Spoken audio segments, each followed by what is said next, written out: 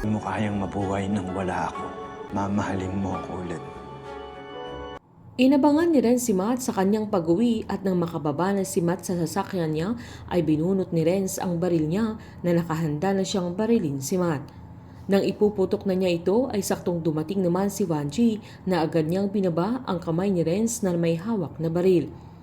Nanggigigil ang binata at sinabi sa nanay niya na gusto niyang bumawi sa ginawa nila sa kanya. Pinaalalahanan naman ni Vanji na kapag ginawa niya yun ay masisira na ang buhay niya at mawawala na ang lahat sa kanya na kapag pumatay siya ay hindi na niya mababawi ang bagay na yun. Giniit pa ni Vanji na huwag niyang sirain ang buhay niya dahil mababawi pa niya lahat ng nawala sa kanya. Kumalma si Renz at sinabi sa nanay niya na babawiin niya lahat ng nawala sa kanya na ang tinutukoy niya ay si Rose. Sa pag-uwi ni Vanji ay galit ito at pinuntahan niya si Dante at sinauli niya ang baril na binigay niya kay Renz. Sinabi ni Dante na bakit hindi tinuloy ni Renz at galit namang sinabi ni Vanji na kilala ni Dante si Renz na alam niyang kaya niyang gawin yon na kapag sinumpong ay kaya niyang pumatay na sinulsulan pa ni Dante at sinabihan ni Vanji na kapag pipapahamak pa niya ulit si Renz ay magkalimutan na silang dalawa. Habang si Renz ay tinatawagan na naman niya si Rose na saktong narinig ni Vanji kaya lumabas ito at inagaw ang cellphone ng binata sabay na inis niyang sinabi na si Rose na naman. Sinabi ni Vanji na ang punto niya na ang ibig niyang sabihin sa anak niya na pwede niyang bawiin lahat ay si Sandra ang binabanggit niya at hindi si Rose kaya dapat ay ang dalaga ang sinusuyo niya na hindi niya titigilan hanggat hindi siya napapatawad ni Sandra.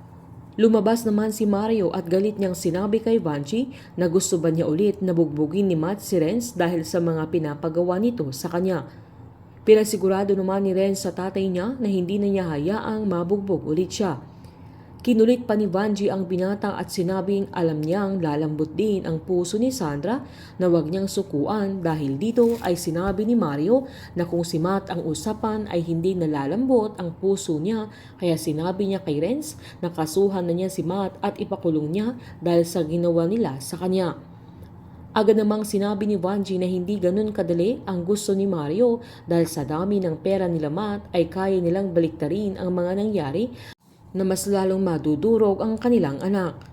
Galit namang sinumbat ni Renz kay Vanji na mas nadurog si Rose sabay kinuha na ang cellphone niya at umalis ito na galit na galit. Dahil dito ay nagalit si Vanji dahil mas iniintindi pa ni Renz si Rose sa mga sandaling yan.